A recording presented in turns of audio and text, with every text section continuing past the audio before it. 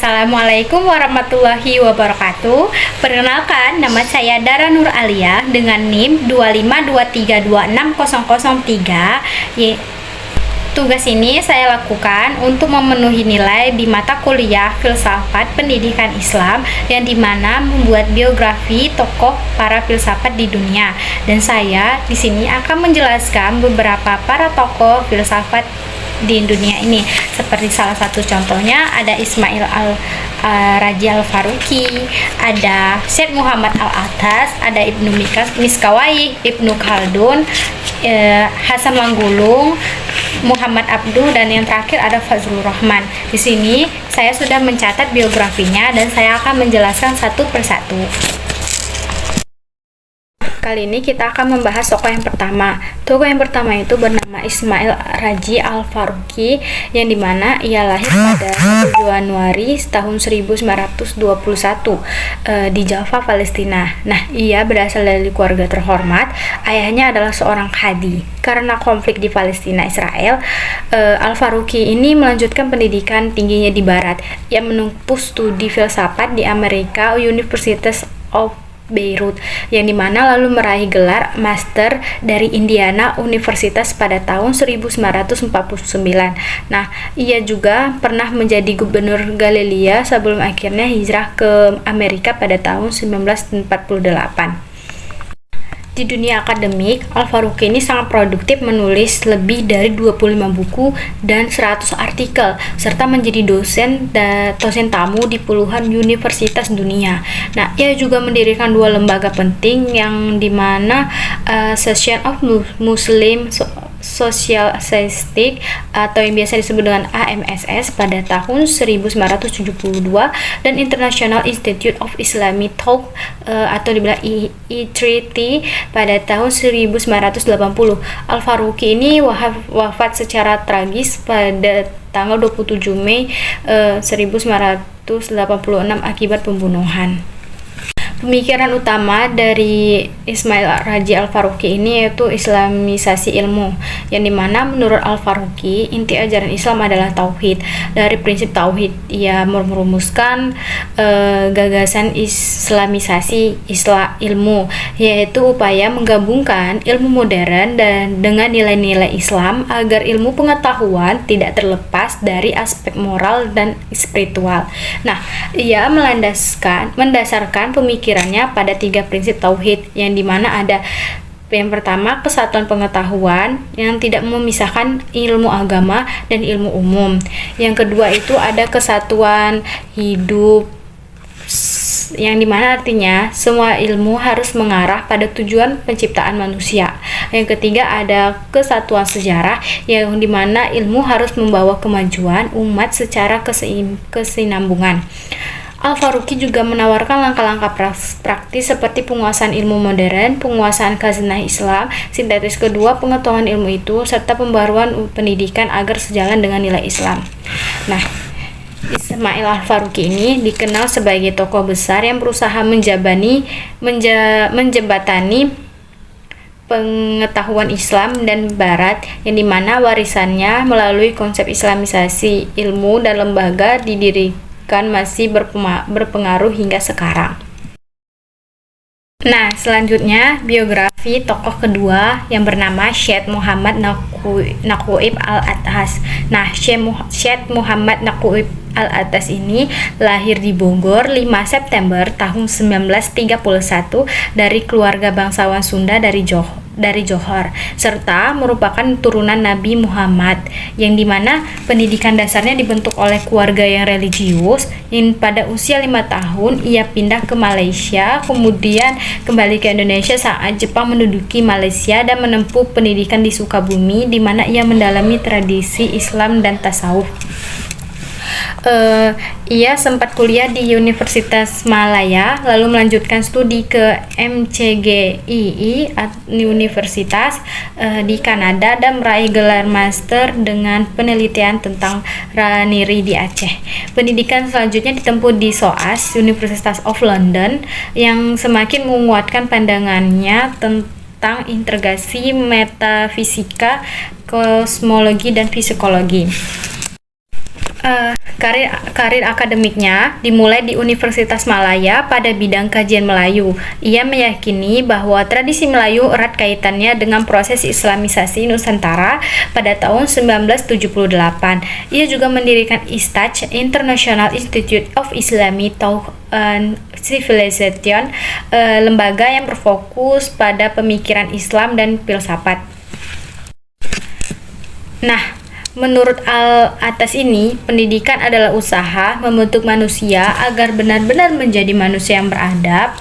Istilah yang tepat untuk pendidikan Islam adalah ta'dib, bukan tarbiyah atau ta'lim. Yang ta'dib ini berasal dari adaba yang berarti memberi adab, meliputi ilmu dan pengajaran dan pengasuhan baik. Pendidikan dalam Islam adalah proses menanamkan pengenalan terhadap tempat yang tepat bagi segala sesuatu dalam tataan wujud sehingga manusia mengenalkan kedudukan Tuhan dan dirinya. Ta'dib ini dianggap lebih tepat karena fokus pada pembentukan manusia yang beradab, memperbaiki karakter, akal, dan jiwa. Arah pendidikan menurut ta'dib ini, pendidikan dimulai dari pembentukan individu, bukan dari masyarakat.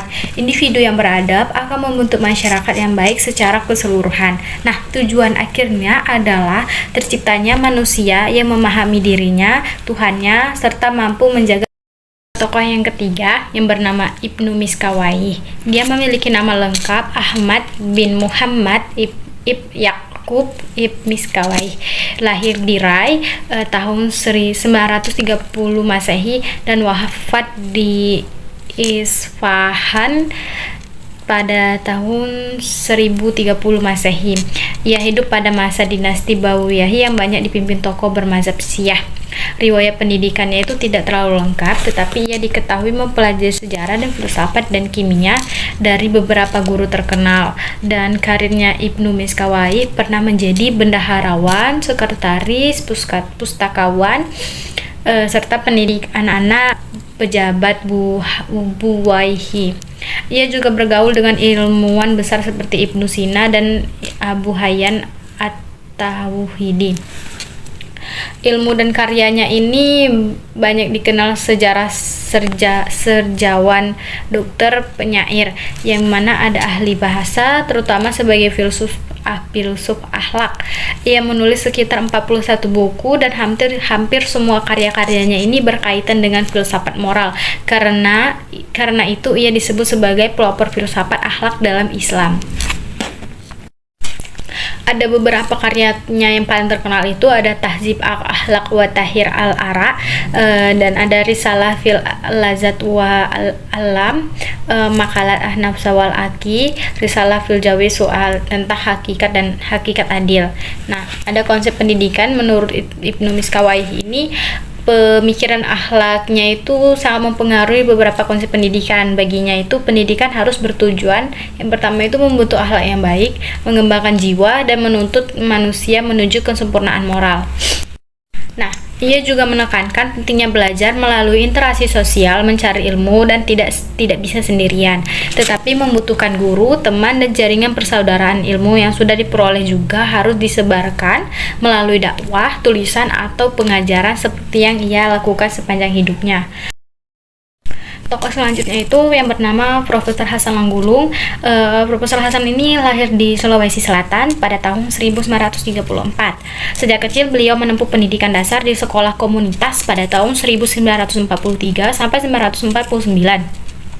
Yang kemudian melanjutkan ke MI dan MTS di Makassar sambil mempelajari bahasa Inggris. Hasratnya untuk menuntut ilmu membawanya ke luar negeri. Pada tahun 1962, beliau meraih gelar sarjana filsafat Islam dan sastra Arab di Universitas Kairo, yang kemudian menyelesaikan diploma pendidikan pada tahun 1964 serta magister psikolog dan kesehatan mental pada tahun 1967 di Universitas Ain Shams di Mesir. Tak berhenti di dunia Arab, Profesor Hasan ini juga melanjutkan studinya di Amerika Serikat dan meraih gelar PhD psikologi dari University of Georgia pada tahun 1971. Keren banget. Sambil bekerja sebagai sistem riset dan pengajar. semasa kuliah beliau ini sebagai mahasiswa aktif dan memiliki banyak kepemimpinan. Selama belajar di Mesir, Profesor Hasan ini aktif juga dalam organisasi mahasiswa Indonesia, yang dimana pernah menjadi Ketua Ikatan Pelajar Indonesia, Wakil Ketua IP Timur Tengah, yang dimana pengalaman ini menumbuhkan kemampuan kepemimpinan dan memperluas jaringan ilmiahnya. Karir akademik ini memiliki banyak juga karir akademik formal. Profesor Hasan memulai di Universitas Malaya atau UM pada tahun 1971 sampai 1972. Setelah itu beliau pindah ke Universiti Kebangsaan Malaysia atau UKM, yang dimana tempat ia mengajar selama 19 tahun dan mencapai puncak karirnya sebagai asisten profesor atau rektor kepala yang dari tahun 1976 sampai profesor penuh 1986. Beliau juga pernah menjadi profesor tamu di Universitas Riyadh, Arab Saudi, profesor tamu di Cambridge, yang dimana konsultan psikolog di Stanfordnya Research Institute California. Pada tahun 1989, Profesor Hasan bergabung dengan International Islamic Universitas Malaysia atau IIUM, yang dimana universitas internasional yang memperluas ruang lingkup akademiknya di berbagai seminar dan konferensi internasional di Jepang, di Amerika Serikat, Australia, Timur Tengah, dan Fiji.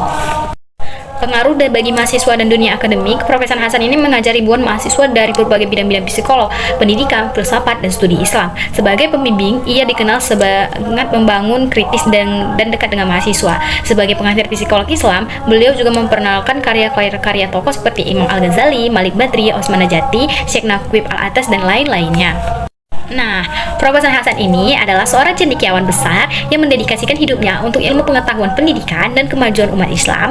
Meskipun berasal dari keluarga sederhana, tapi prestasinya sangat mendunia. Atas kontribusinya yang sangat luar biasa, pada tahun 2002 beliau dianugerahi gelar Profesor Diraya atau Guru Besar Kerajaan, yang warisannya intelektualnya tetap hidup dan telah diteliti oleh mahasiswa dan akademis hingga hari ini. Baiklah, kita lanjut ke tokoh selanjutnya, ada Ibnu Khaldun atau yang biasa atau nama lengkapnya itu Al-Rahman Muhammad Ibnu Khaldun, yang adalah seorang tokoh besar dari dunia Islam yang lahir pada 27 Mei 1932 di Tunis, Afrika Utara, dan meninggal pada tanggal 19 Maret tahun 1406 di Kairo, Mesir. Ia dikenal sebagai seorang cendekiawan muslim, sebagai pelopor utama ilmu sosial modern jauh sebelum disiplin tersebut dikenal di dunia barat. Ibnu Khaldun tumbuh dalam keluarga intelektual yang menjunjung tinggi ilmu pengetahuan. Lingkungan keluarganya yang terpelajar membuatnya mendapatkan pendidikan yang kuat sejak kecil, sehingga mempengaruhi perkembangan intelektualnya hingga dewasa. Dalam perjalanan hidupnya, ia bekerja dan berkiprah di berbagai wilayah dunia Islam termasuk Andalusia, Maghrib, dan Mesir. Dan di sini juga saya catat dia memiliki banyak sekali karya-karya, yang dimana yang paling terkenal itu adalah Mukadimah, karya besar dan visioner. Mukadimah ini dianggap sebagai karya yang luar biasa dan sangat inovatif. Dalam kitab ini Ibnu Khaldun membahas berbagai disiplin ilmu seperti sejarah, sosiologi, ekonomi, politik, antropologi, dan geografi, sebuah pendekatan indisipliner yang jauh melampaui zamannya. Nah, salah satu konsep yang paling terkenal yang ia perkenalkan adalah asabiyah, yaitu semangat solidaritas dan kebersamaan dalam suatu kelompok atau masyarakat. Menurut Ibnu Khaldun, asabiyah itu merupakan faktor utama yang menentukan kemajuan, kejayaan, akhirnya keruntuhan suatu peradaban atau dinasti. Teori ini nih dasar bagi pemikirannya tentang perubahan sosial dan siklus kehidupan peradaban.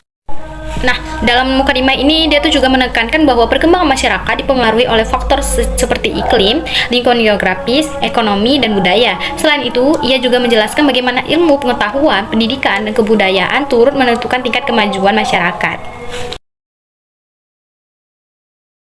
Nah, selanjutnya tokoh yang keenam itu yang bernama Muhammad Abduh, atau nama lengkapnya Muhammad Abduh Ibnu Hasan Khair, yang dimana salah satu figur penting dalam sejarah Islam pada abad ke-20. Dikenal sebagai ulama besar karena pemikir modernis dan pembaru Islam.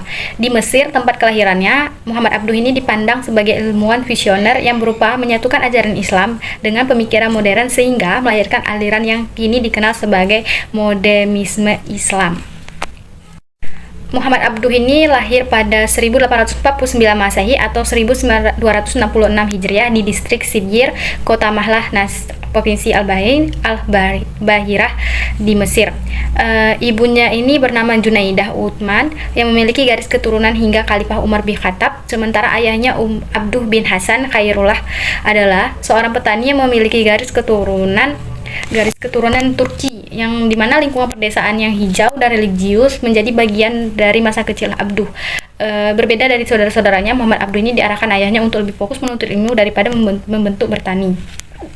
Perjalanan Muhammad Abduh ini cukup panjang, yang dimana Muhammad Abduh itu memulai pendidikan dalam mempelajari fikih, Al-Quran, dan ilmu-ilmu dasar Islam yang lain-lainnya di Masjid Al-Mahdi di Tanta. Setelah 2 tahun belajar, ia pulang ke rumah dan langsung dinikahkan oleh keluarganya. Namun ayahnya tetap menginginkan kalau Muhammad Abduh ini tetap melanjutkan pendidikan, sementara Muhammad Abduh saat itu menolak dan melarikan diri ke rumah pamannya, yaitu Sheikh Darwisi Kid. Dari sang paman inilah ia kembali termotivasi untuk belajar lagi.